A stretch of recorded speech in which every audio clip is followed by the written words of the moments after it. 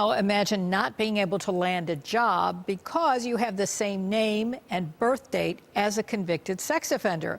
A Buffalo man is facing that very tough situation right now. News 4's Lou Raguse shares his story tonight. Lou? Yeah, Jackie, it's an indescribable frustration facing John Lamar Johnson, a North Buffalo man with a family to provide for, who says he's not giving up until his name is cleared.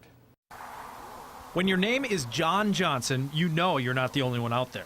I told my mom I wanted to change it. She said, no, I gave you that name. I'm like, unfortunately for this John Johnson, there's another man in Buffalo who shares the same name, the same date of birth, and just happens to be a registered sex offender. There's no way like I should even be associated with this guy. We don't look the same. They don't have the same middle name either, but that doesn't matter because John C. Johnson, the sex offender, is now haunting John L. Johnson, the father of 5, who says he's never been convicted of a serious crime. To be wrongly accused of being a sex offender is the worst.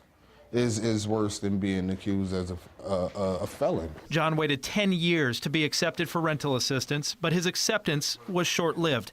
When Belmont Housing Resources pulled his criminal history and it said he was a sex offender, they denied him. I needed this to be able to like provide for my family, and that was basically, it seemed like taken away from me with no due to myself. Like I didn't do that.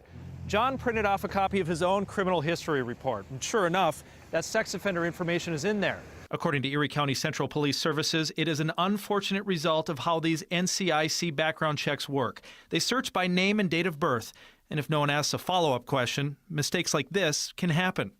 Well, that's not good enough to John Lamar Johnson, who feels like his identity has been stolen. You guys made this mistake, so why can't you fix it?